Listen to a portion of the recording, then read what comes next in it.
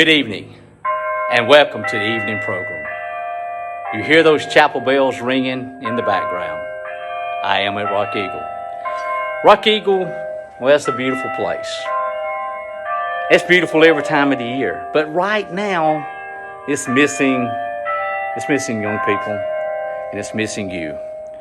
We so wish you were here, but being we can't do that right now, we're going to do our best tonight to bring Rock Eagle to you.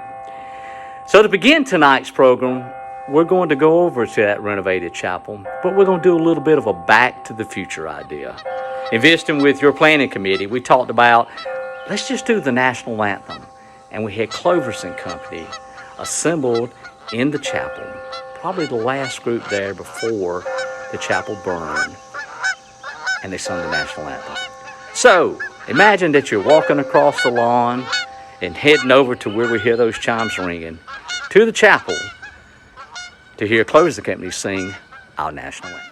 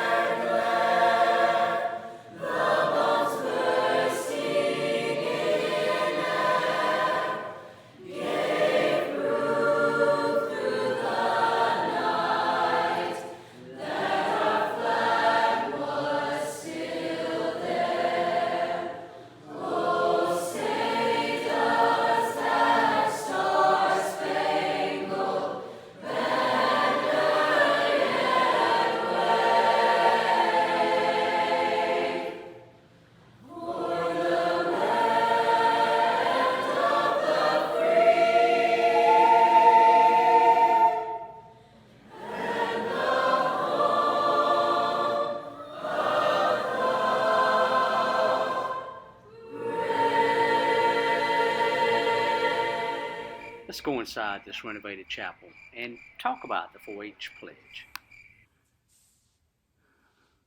Across the nation, even around the world, 4-H members, 6 to 10 million young people out there, young people now, and young people throughout our history have said a pledge. A pledge that is timeless and is very applicable today. Let's talk about our pledge just a little bit. I pledge. I pledge. A promise, and not just a promise, but a solemn promise. A commitment that I will do this. I pledge my head to clear thinking. My head. The central place where all thought begins. The place where all action originates. It originates as a thought. And I'm pledging to clearer thinking, to thinking with an open mind, to think with a mind that is striving to be visionary, to think with a mind that is informed because of study, to think without bias and without prejudice, and to think clearly. I pledge my heart to greater loyalty. My heart, not just an icon, not even just an organ, but the part of me where emotions are nurtured and grown, where I share so much of what I feel inside of me. A loyalty that grows over time because of being true to what you believe, being true to yourself, being true to those that you love, being true to those ideals that carry out what you're passionate about, being loyal to your faith, and that your loyalty is evident, and people see in you. I pledge that my heart will be loyal, and because of that, people will know that I'm dependable and that I'm trustworthy. I pledge my hands to larger service. If we think and we believe, but we do not put that into action, we really have not done much at all. Serving, doing, that is what 4-H is all about. And I pledge my hands to greater service, to serve others. It is indeed giving. Giving is when we truly grow. And 4-H has always been about giving, serving. Serving is right at the heart of everything that we've ever done in 4-H, using our hands for larger service. And I pledge my health to better living, my mental health, my physical health. If I am not healthy, I cannot survive. I cannot thrive. It is important that I am healthy so that I can serve those around me, so that I can be ready to take on challenges, whatever life brings my way. For my club is 4-H. 4-H has been around for more than a century, yet 4-H is as current today as it was in the very beginning. Current because the programs, the activities, the events, everything that we do is based on research, current research. Research that is intended to serve the needs of young people today, as it was yesterday, and as it was in the very beginning. An organization that is based on positive youth development. An organization that brings sharing and caring adults to young people. And that together, they work to grow together. For my community, those people right around me, it's important that we serve where we are, that we open our eyes and we look around and we find ways to serve our community. For my country, this good old US of A, but not just this good old USA. This USA of today. It's important that I do my part, not just be critical and sit on the sidelines. Our nation is one that has survived wars, depression, economic instability, pandemics, civil unrest, so many things, and our country is still strong. But it is only as strong as we make it. And everything about our country begins with an individual doing their part. And it's important that our country always listens to young people. America needs 4-H. And my world. The cliche of the world is getting smaller is truly applicable now, because we're seeing more and more how we're in this all together. It's important that I do my part with my fellow 4-Hers as part of our club in our community, our country, that we do our part to help with those shared goals around the world. Goals of economic stability, goals of a sustainable environment, goals of peace and cooperation, that each and every one of us realize that we all have a responsibility to our fellow woman and man around this world. Our 4-H pledge. Please join me. I pledge my head to clear thinking, my heart to greater loyalty, my hands to larger service, and my health to better living. For my club, my community, my country, and my world.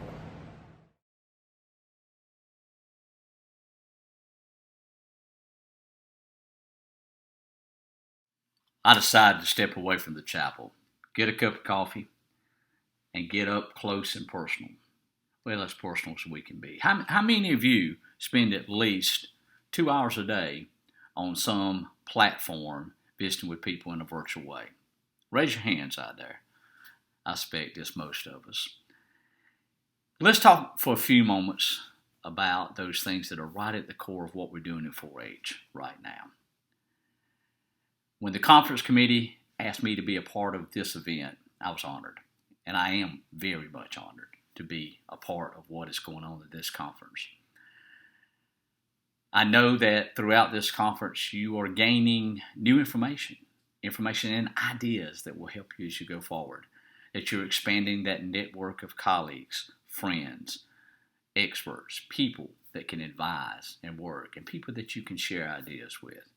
And I hope during this conference you're getting some inspiration to keep doing that work that you're doing, because it's so important. I thought about the size and scope of this event, and it occurred to me that you really could get someone big in 4-H to do this. And I was reminded of something that happened when I was director of 4-H in my home state. A middle school 4-H'er approached me, and our friend Jenny Jordan was there to observe this and has reminded me of it. This young man, 7th grader, stepped forward, stuck out his hand and said, "Dr. Bowe, I'm Sam. I hear that you're pretty big in 4-H. I said, "Sam, it's not so much that I'm big in 4-H, but it is important to know that 4-H is big in me." And that's the perspective I'll come to you tonight from, is pulling on those experiences that I've had in 4-H. I've been surrounded by wonderful people. I've been surrounded by highly intelligent people doing extraordinary things, and that hasn't stopped. I started in 4-H in the 5th grade and had continuous involvement to this very day. But growing up in 4-H, I have no doubt that 4-H gave me the inspiration to pursue my career. It gave me the confidence to do my career, do those things that would be needed in my career. After graduating from high school, I was a paraprofessional with my local counties. I was a camp counselor. I was a county extension agent. When I received my bachelor degree, I immediately went to work as a county extension agent in a rural county, later in Irving County. I was in 5 different districts in middle management. I was a state sports specialist and do understand what it's like to stand at a horse show late at night. I was state 4-H director in Georgia for about 17 years. I've served on most of the national committees, NAE, 4-HA National Board, and ECOP, National 4-H Hall of Fame, and others. Perhaps so, the role that I've enjoyed the most is that of being a volunteer. I have served in several roles as a volunteer in my retirement. Poultry judging being one that I'm not doing right now. One that I am still continuing to do is work with Clovis & Company. And I quickly say to you that serving as a volunteer is some of the most important work that gets done in 4-H. We look across the system and we know that there are 3,500 or so extension professionals, and we know that there are more than 500,000 volunteers. And there is where so much of what we get done to spread the great messages and work of 4-H gets done. Today, now, I'm honored to be a part of the team at the National 4-H Council. Joined 4-H Council about 6 years ago, and I'm excited about so much that's going on across the system. And being as part of the National 4-H Council team, I'm in a good spot to observe that good work that's going on out there. I quickly want to say that our President and CEO, Jennifer Sarangelo, and all of our associates at National 4-H Council extend their appreciation to you for what you do. And more than just thanking you for what you do, know that we're ready, willing, and able to support you in what you do. We work cooperatively every day with USDA, and USDA and National 4-H together work to support what you are doing out in the states across America. Very quickly, I want to share 2 major points and elaborate on them just a little bit. And these are right at the core of what we do. They have always been at the core of what we do, but perhaps it's time that we look at them more carefully. 1, 4-H is for all young people. 4-H is for all young people. We know that in many ways, we all work and try to reach out to young people. And today, as we deal with this COVID-19, we're doing this virtually. I hear some extension paraprofessionals and professionals some volunteer leaders telling us that they're reaching young people they haven't been able to reach by using virtual platforms. And that's something I hope we continue. But we must quickly realize there are about 17 million young people in America that do not have access to broadband internet. So together, let's make sure right now that we're doing all we can to reach those young people that cannot reach us via internet. And we also are working together with partners to try to expand who can be reached through internet. But the platform that we reach young people is just the beginning of this whole concept of 4-H is for all young people. The conversations we're having around inclusion and diversity right now are critical. They're critical to our organization, and they're critical to our nation. Make certain that you're doing everything every day. National 4-H Council recently commissioned a Harris poll. And in that poll, we found that 83% of the teenage, and this was 4-Hers and non-4-Hers, teenagers in America feel that we're struggling with systemic racism in our nation. The encouraging thing is more than 80% of that group that was polled feel like we're making progress and that we're moving toward less racism in our nation. 4-H is part of public education. I've always believed this. I've always taught this. I've always been told this. We know that we're part of Extension, and Extension is part of land-grant universities, and it's a part of the public education system of this nation. It is our mandate that we reach out to all young people. I challenge you that we all need to look beyond percentages. We need to look right where we live and work and play and make sure that every day we're doing all we can to make sure that the young people that we can reach, should reach, are being reached.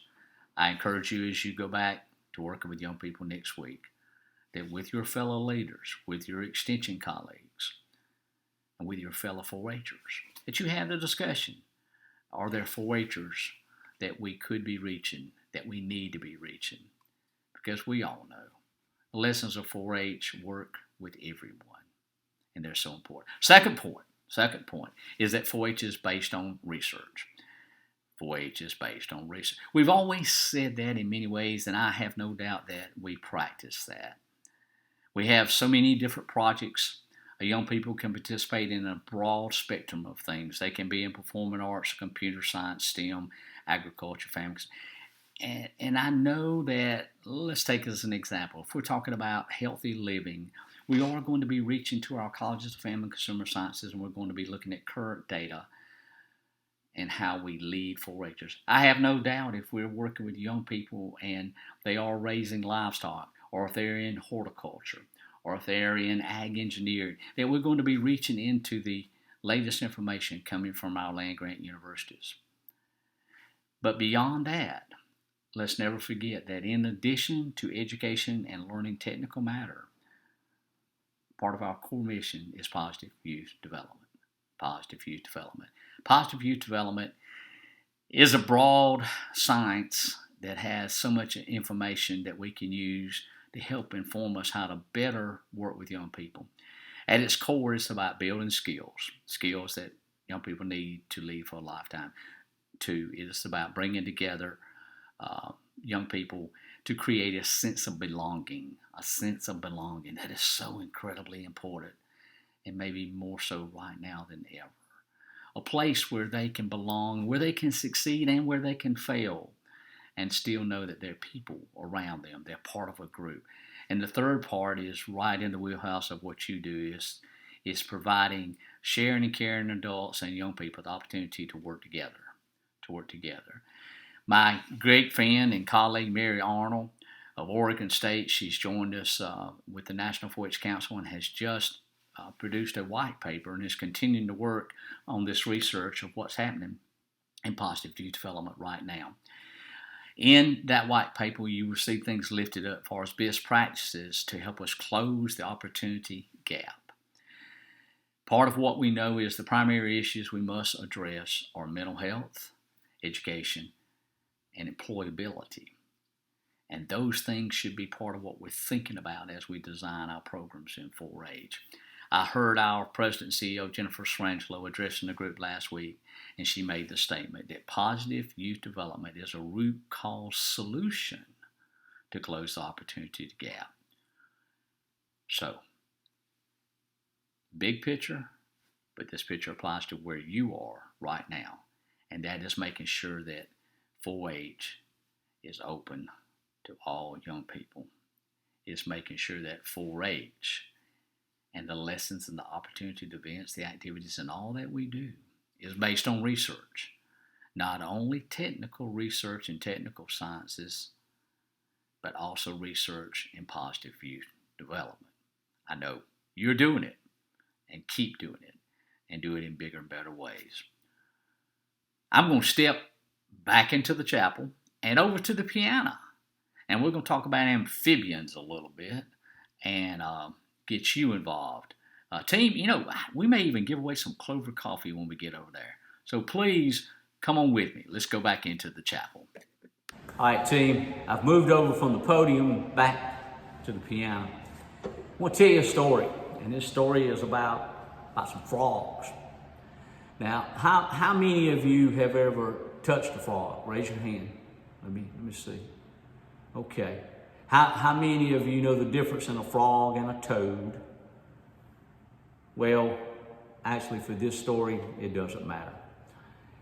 This story is about a whole group of frogs, and these frogs, it was a bright, beautiful morning, and they were out hopping along, just hopping along, and they were all talking to each other. Now, on the count of 3, I want to hear each of you make the sound of a frog. 1, 2, 3. Let's try that one more time. The sound of a frog on 3. 1, 2, 3. Ribbit, ribbit, ribbit. That's it. That's it. They were hopping along, talking. Everything was fine. The sun was shining. It was a beautiful day. They actually were on St. Simon's Island. And as they were hopping along, Jeremiah, good, strong, optimistic frog, he was out front with Jeremiah, of course. That's the name of this frog. Jeremiah just fell out of sight. All the frogs stopped. What had happened is Jeremiah had fallen into this hole, a hole with sheer walls just straight down. Jeremiah was way down the bottom of this hole. Jeremiah started jumping, and with his little front legs, he would grab the mud and then slide right back down. But he'd try again. The other frogs all gathered around the top. And as they gathered around the top, they were looking down at Jeremiah. And they were watching him. And Jeremiah would jump, and then he would not get very close. And he'd slide right back down. And the frog started saying, Jeremiah, you can't do it. He'd try again. He'd jump with all of his might and reach and look up and hope and think, I'm going to get out of this hole. And he'd slide back down. Other frogs would join in as they'd look at it and they'd say, poor Jeremiah. And another one would say, what is he thinking? And they started yelling back, Jeremiah, give up. And he'd slide back down. Someone said, Jeremiah, just die with dignity. Stop. Quit. Now, what these frogs really didn't know is that Jeremiah was hard of hearing. He had a disability. He could not hear well at all. So he looked up and he saw the frogs and he saw the light, and he kept trying, and he kept trying, and he kept trying. And finally, with a great, great burst of energy, Jeremiah's feet grab the edge, and he pulls himself up. And the frogs just look. They can't believe it. And they're all looking at him. And they start cheering for him. And Jeremiah says to them, in frog language, of course, he said, thank you. I could hear you all the time cheering for me. See, Jeremiah thought all this time that his friends were up there cheering and hoping and working and praying and thinking that he could do it. And that is how he made it. Well, life's a lot like that. And 4-H is exactly like that. is that young people many times, they may have a disability, or they may just have something in their mind making them think that they cannot do things that are seemingly impossible. But if they have sharing and caring adults, and if they have peers that are supportive, believing in them, cheering for them, encouraging them, there's a great chance that they can succeed. And I know that's exactly what you are about each and every day. That you are calling out to the Jeremiahs of the world, saying, you can do it. Come on, keep trying. I'm with you. Let's get this done. So for all the Jeremiahs in the world, let's have a little fun. I'm back at this piano, and I know you all know the words to this silly little song. And if you ever hear the song again, I want you to remember our Jeremiah, the Jeremiah that could achieve anything. So sing along to this old song from the 60s. I know most of you are too young to remember it, but anyway, let's give it a try.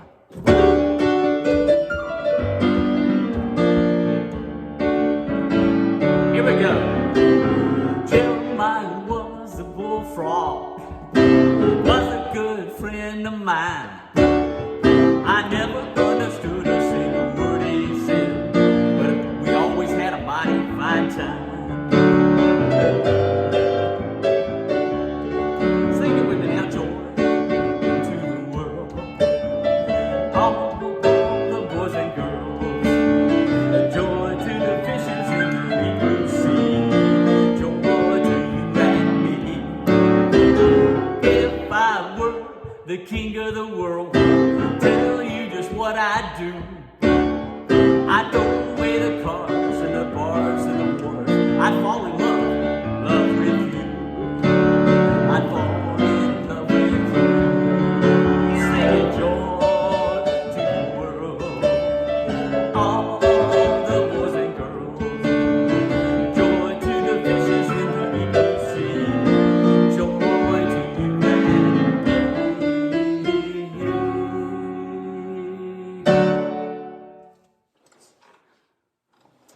As we come to the end of our time together this evening, so wish I could see all of you in person, and I know I will again soon. I close using a quote, something I've heard long ago, and something I've used throughout my career, and continue to use each day as a guiding light of something that keeps me focused on what we do and why we do it. It goes like this.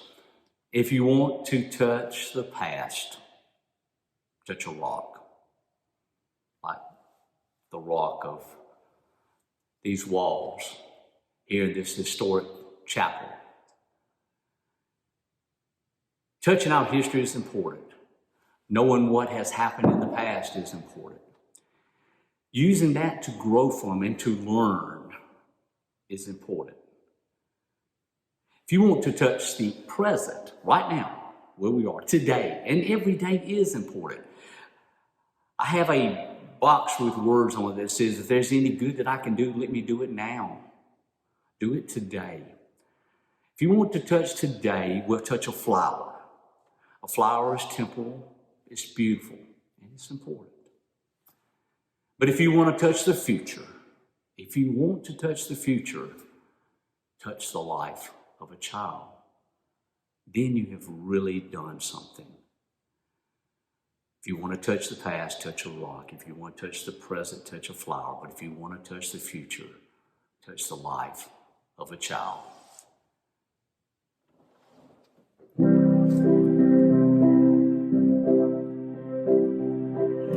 Giving's not subtracting, it's setting, don't you see? What you lose becomes another's gain.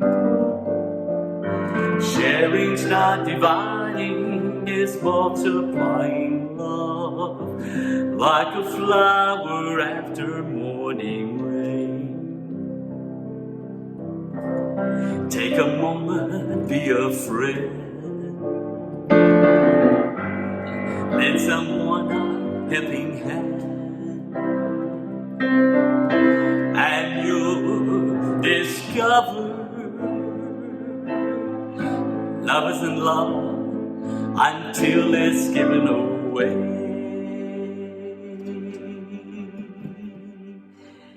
Giving's not subtracting, it's adding, don't you see? What you lose becomes another's gain. Sharing's not dividing, it's multiplying love. Like a flower after morning rain.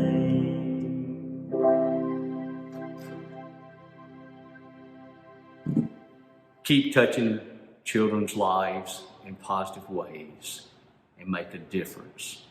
Make what we do, which is the best. We know we can make it better. God bless you.